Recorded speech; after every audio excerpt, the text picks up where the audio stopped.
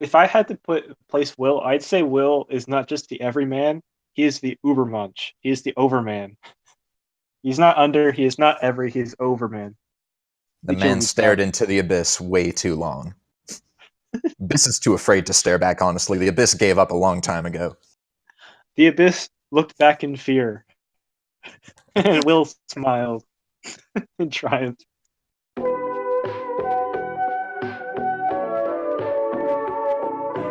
Okay, hey everyone, my name's Jesaya. William's not here unfortunately today, but we're having a podcast as always. And with me in the studio, the proverbial studio, we're actually very far from each other, is Andrew. Andrew is the former president of the Vault and interested in multimedia, I guess. Hello there. Yep, I'm very much interested in media, spending 2 years as president of the Vault, another 2 years as VP, and then 1 year as a general editor. I've been around for a long time, and I definitely care a lot about media, and definitely glad to be on the podcast. Thank you very much for having me. Yeah, no problem. Oh, actually, before we get going, I had one question, and because we've had a lot of discussions about media and the like in the past, you tend to speak really authoritatively on this sort of stuff, and I was just wondering, like, do you have any, like, I don't know, experience with this stuff, like professional schooling, or is it just like an interest? This is pure interest, actually. I've never taken a course on communication. Nothing. Goddamn. Nothing. I am purely self-taught in this matter. All right. Today's podcast is about media, specifically news media, I'm guessing, although any specific like new media like social media would be acceptable, and democracy. Exactly what the relationship is between the news and democracy. I know the news has been called, I believe, was it the fifth estate? After the clergy and the commoner and the nobility, or the I'm pretty sure it's the fourth estate. The fourth estate. The news media as a role for guarding, or as a role for political needs, or pushing forward like narratives, or the media as this this tool that everyone can use for different things, right? The media has a lot of different ways it can be interpreted, and I just wanted to talk about that, especially in relation to democracy. So I guess to start off the discussion, we need to figure out exactly what democracy is. Like, in your opinion, Andrew. In your opinion, Andrew, what exactly is democracy? Oh, yeah, that's a good starter there. I mean, in terms of its relation to the media, or just as a standalone object, when we think of democracy, you usually start with this idea of, common participation in politics. But of course, it's broader than that, after all. A lot of, the old dictatorships, monarchies, empires, there was participation from a group of normally elites, normally aristocrats, landowners, influential businessmen. But this idea of democracy, it usually brings about this idea, and it's changed over time, but this idea of just like the average person having a reasonable say in the governance and laws of the land. Now, of course, It's changed over time. Initially, very much influenced by like the ancient Greeks, democracy had a bad connotation to it. People like Aristotle spoke negatively of democracy. And one of the reasons that many democratic nations still have these senates is as this check on democracy. This idea that too much democracy is a bad thing, and that essentially with democracy you get this mob rule effect. And so normally, there's this idea of like, what is the right amount of participation?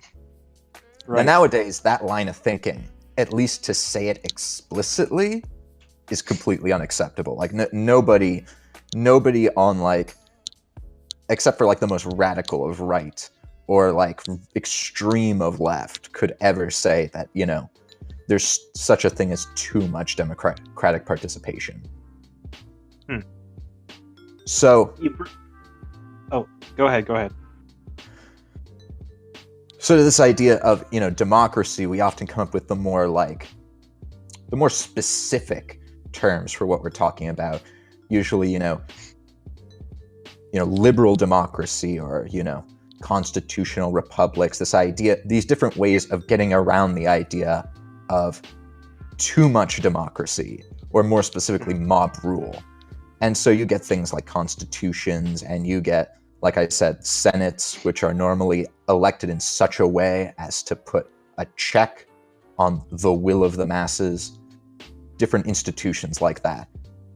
So for democracy, it's not necessarily, you can have it represent the perfect ideal of perfect full participation, or you could have this kind of more limited view of just the right level of participation. Right. So basically Aristotle's golden mean of democracy, kind of. I mean, very much that is at the heart of a lot of what we would call democratic nations nowadays. There very much is this idea that there is too much democracy. There is at least such a thing as too much democracy. Yeah. And I do think that the idea is definitely, dated now. I highly doubt that if you polled people, there would be widespread support for this. I mean, you could say, oh, sure, of course the mob is going to not like, restrictions on, the tyranny of the masses. But for a lot of the past, there were, at least amongst very influential people, strong arguments against too much democracy. But nowadays, I feel like the pendulum has truly swung against that line of thinking. Nowadays, when people, talk about democracy, talk about representation, the more the merrier, and the idea that the constitutional limits have really won out in terms of the way of preventing the tyranny of the majority. You bring up a good point here, talking about the fact that one of the main lines of thinking has been that democracy, or too much democracy, is dangerous. It's a very old notion. It goes back to, Plato. He was very suspicious of the democratic project in Athens, right? And the reason he was suspicious is because, to put it simply, he thought people weren't smart enough to do that, right? To actually rule themselves effectively, right? And to an extent, you just go onto Reddit and you see just the number of stupid people out there, right? And you wonder, okay, so how is this working in our society? These people vote, right? Mm-hmm. And that probably, in my mind, that idea that there's stupid people out there, and to that extent there's easily influenceable people out there, goes to a first kind of theme in this discussion that I want to talk about, which is the influence of media, right? The problem with modern journalism and media, one of the problems, there's many, of course. The problems with the fourth state is that TV, or the new media forms, are democratic. Everyone has access to them. You don't need to be proficient at reading or writing in order to have access to a TV in the same way that you would at a very intellectual or university educated newspaper like the Globe and Mail, for example, right? Which means that the new media, or media in general, journalism, etc., they have a very important role in influencing the thoughts and actions of the people, right? So what is this relationship in your mind between the influence that these media have, and the power they have over the people who are ultimately part of the democratic project? You start off with a good point there. One of the more paradoxically unpopular opinions you hear on the internet is this idea that democracy is bad because people are dumb. It's usually it doesn't form as a popular opinion, but more as this kind of edgy, against the grain, kind of speaking truths that nobody likes to hear kind of format. And you do see different, respectable forms of the argument as well.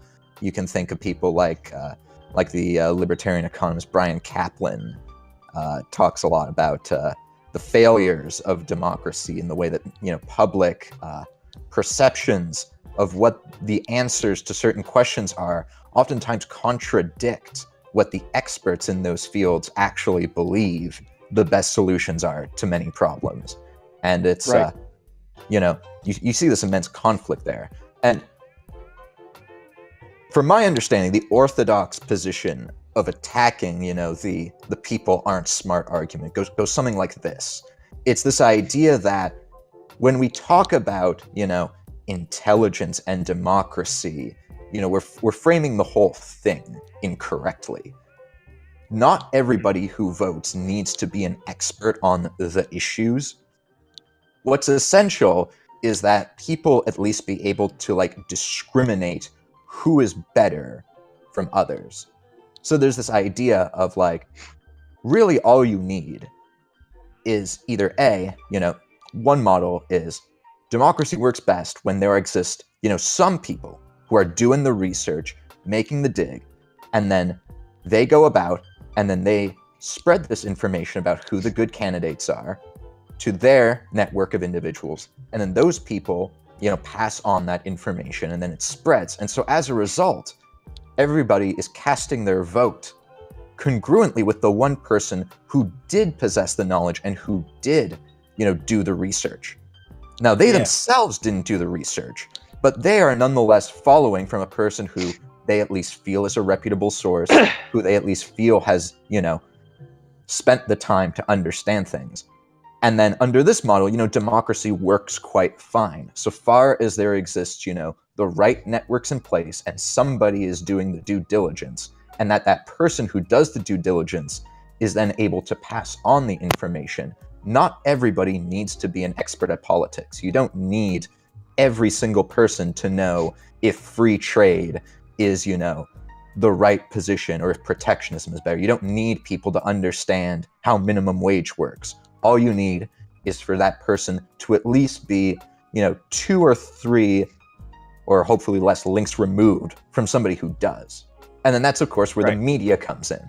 The media play an important role as that kind of arbiter of knowledge.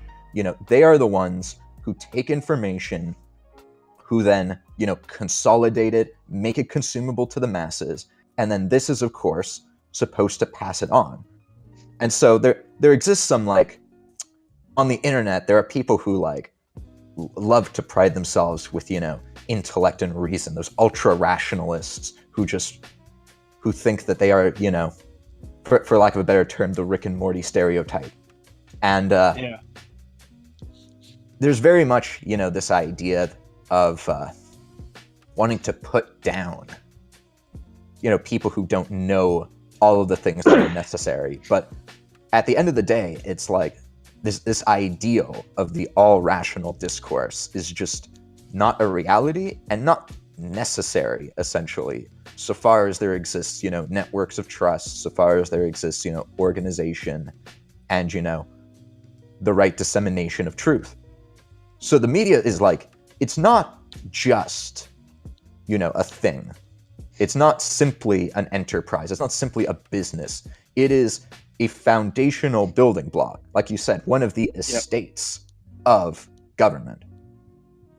And so, essentially, the first part that you need to understand is the importance of media, because so many people seem to discount it. Yep. I think that it's definitely a carryover of a lot of the controversy that underwent the video gaming community with regards to, the Christian right in America, the attack on video games, the attack on a lot of these pastimes, since many of these geeks were some of the first colonists to establish communities on the internet. This line of thinking has very much come about, the idea that they are immovable, so to speak, that they are unaffectable. There's this kind of, this counterpunch against the view that video games were going to corrupt the minds of society and cause violence. They pushed back with this reactionary response that they were rational agents incapable of manipulation. Right. And it still exists to this day. You still do see it in many places. Just the discounting of media's capacity to just affect people, as if propaganda was just this fruitless endeavor that was just a complete failure, but for some reason has been utilized throughout centuries. You know, that's actually a really good point to kind of move towards, right? Media has power. I mean, like, people don't like to admit that a lot of times, but yeah, media has power. Maybe not as much power as some people attribute it. I mean, there are lots of people, for example, like, I don't know, behaviorists. I'm here with my media themes textbook. Have you ever heard of the Wortham Seduction of the Innocent? I have not. Okay, so Wortham was this psychologist, clinical psychologist back in the 50s, who was the one who originally promoted the Comics Code, right? And the Comics Code, as viewers who are not, savvy to this information might not know, is this American legislation that basically tried to moralize comics, right? And his argument was that comics, a form of media, could have direct effects on the actions of youth, right? This was later proven to be false. There is a certain amount of discernment that the consumer has when they're going through media, right? But the point remains that yes, there is a certain amount of power that media, especially news media, which often claim to have this hold on truth, right? There's a certain power that they have to influence people, and I want to talk specifically about the switch that Rupert Murdoch kind of pulled in the 1980s. Not 1980s. Whenever Fox News started coming out onto the scene. Now, I think it was around the 80s and 90s. I believe so as well. Might have been the 90s. Now, traditionally, or not traditionally, if you're going ultra traditionally, this is not the case, but for a long time, news media has built its readership and the money that it's getting, right, off of non-biased reporting. So the common logic is, if we have non-biased reporting, right, and we are actively protecting against whatever the state is doing, we can have the largest number of available consumers because we're not pandering to one party or another, right? With the outset of education systems that allow people to read more, etc., newspapers and TV and radio, just if we're focusing on the majority population, we can, do whatever. Rupert Murdoch, genius businessman, arguably a very evil person, came onto the scene and said, okay, well, we could do this, but we could also go super niche and say, target a very specific type of consumers and look for very loyal brand support, essentially. And that's what Fox was. It's basically a, for lack of a better term, it's basically sucking off the right, the conservatives, right, and giving them and spoon-feeding them opinions, right? Now, what am I talking about with this, right? Let me bring it back to that previous notion about propaganda, right? The question is, right, what happens when the system that you proposed earlier of truth breaks down? And this is especially the case when a very specific news media entity like Fox is specifically going out of its way either avoid truth or to spin truth in a way that is problematic. And honestly, I think that's the question that we need to deal with in today's media society if we're going to move past this kind of partisanship that's descended down on us, right? Especially with the Trump election and all. So yeah, there's a few things to unpack there. Of course, one place to start is, of course, you got to challenge the assumption. Was news ever nonpartisan and impartial? Now, of course, throughout history, my expertise does not lie in the early foundations of the free press in like the U.S. But one of the things that was predominant throughout early America, in spite of the strong protections on freedom of speech, a lot of papers were controlled and financed by large money interests. Essentially, many elites were behind the productions of these papers. The same thing goes for Canada as well. True. Is currently at the time of reading this is a few days past the Globe and Mail's 175th birthday, and those people who follow Canada Land did interesting expose on the history of the Globe and Mail, and the Globe before it had partnered with the Imperial Mail. And it's quite very clear that the role of the paper was inherently very political. The owners of that paper had much to say about the different prime ministers in terms of influencing things, in terms of trying to, affect the way that politics was done, in terms of trying to start movements, in terms of trying to upend the whoever had been elected. And the same thing has existed for quite some time. Now, of course, people love to talk about this kind of golden age of the press. Walter Cronkite, this like 50s, 60s, 70s kind of like, beautiful, idealized world where the press was just unbiased and truth flowed in rivers, unpolluted by any politics or bias, and this truth was just given straight into the American people and broader democratic society, right into their prefrontal cortex, right into their memory banks, and they were all better. And then they go on to vote for politicians that slowly undo the establishment. So of course, something went wrong. Something wasn't right there to begin with, and things, of course, went wrong. Now, of course, you bring up the standard thing here, and of course, it started in the politics before it started to spread. The establishment, Fox News. To understand it, we have to go back to the presidency of Richard Nixon, where his vice president, Spiro Agnew, was one of the very first people to truly call out the press as an enemy, as an actual force to be fought, rather than one to be controlled, rather than one to be appeased. It was an adversarial approach that was, at that time, very new.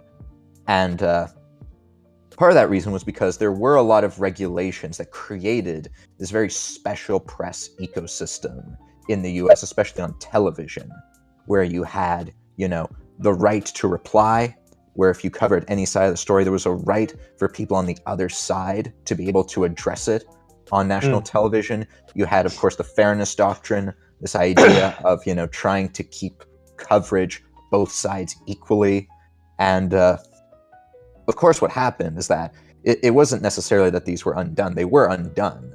But what happened more so was that the new landscape of cable television opened up this new niche, an unregulated area that simply, regulations couldn't keep up with the progress of this technology. And therefore, in this void, we have the rise of Fox News. Now, Fox News is, of course, very special. It takes some of the figures who were very influential back around the Nixon time, back around this idea of demonizing the press, and who had very much been bitter by the press truly being an influential, taker down of the Nixon administration. Now, Roger Ailes is the brainchild of Fox News. Rupert Murdoch is, of course, the financier. He is the owner and head figure of the Fox Corporation. But Roger Ailes was, of course, the head acting, agent behind the creation of Fox News. And his, of course, his genius was not merely this idea of trying to capture a niche. It was a very specific set of ideas that came into practice. He was, of course, first of all, he understood that conservatives were an untapped market in that there were, of course, some who had very much were not congruent with the changing climate in America, most specifically the civil rights. Progress with regards to racial equality, gender equality. The people who pretty much had a hard no on that were slowly drifting away from the established, center of American life. Now, at the time, while there were significant amounts of people who were not about racial equality, especially in very specific areas like the South and rural areas, by and large, I don't know the data at that time, but like the majority of America was on this path. So it didn't necessarily seem to make sense to try and create a cable news station based off of this, more dubious aspects of the American right, especially since influential figures like William Buckley had just attacked the more racist elements of the conservative right quite vociferously, at least from explicitly talking about the John Birch Society. The more explicit racists of American society were very much put down by figures like Buckley. Not completely, but sufficiently, at least in the public eye. And Fox News' key was that it understood not the politics, but the nature of what gathers engagement. It, if anything, it took the ideas of tabloid news and applied them to the right. So you have this idea of like news that's not simply seeking to inform, but news that is catering to some more deeper emotional needs. For example, the idea of trying to provoke an audience through fear. That once people are afraid, they'll care. Everything on Fox News is designed in such a way that the end of the world is not. And that, of course, drives engagement. Likewise, there are many other tabloid press tactics that are utilized to try and drive engagement. And of course, one of the key things about it was that it was adversarial in a way that was truly, unprecedented. It is built on a rejection of mainstream media. It refers to mainstream media as liberal media. Yeah. Its original tagline was fair and balanced. It essentially it was almost like this aggressive, hostile Overton window shift. This attempt to drag what the center was. This ability to identify the audience as real America. All of these things were incredibly, bold. And, but it's important, though, to distinguish, the original Fox News and what Fox News has become now. As we're speaking, just recently, the New Yorker put out a very powerful expose, the making of the Fox News White House, essentially speaking about how Fox News has literally shifted in the past few years from merely being a right wing, from merely being a news source that caters to the right and caters to sensationalism.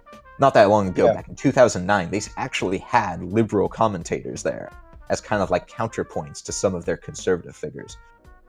Under the Obama administration, explicit attempts by Fox to truly, bring down Obama in terms of public perception.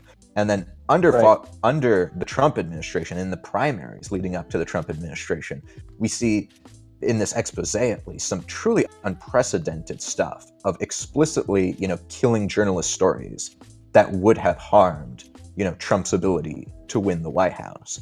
Widespread, neglect of information that is harmful to Trump.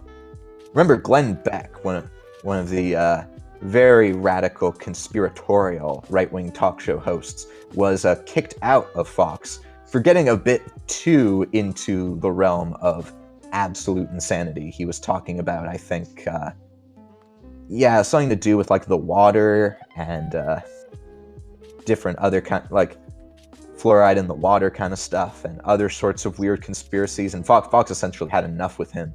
Now it's you see widespread conspiratorial views about, that almost harken back to this idea of, the white nationalist view of the of white genocide, the explicit attempt at replacement of white people. Incredibly brazen remarks of just like, do you want your America to be brown? Phrased with, about as little, window dressing as necessary. And this is what I think is truly unprecedented. It's really been, it's a frog in a pot slowly being boiled, but we already started off at lukewarm, and now things are getting really vigorous. People talking about, treason, about the Democrats wanting to provoke civil war. These are things now that we have seen people, of course, brought onto Fox speaking about. So, oh, guacamole.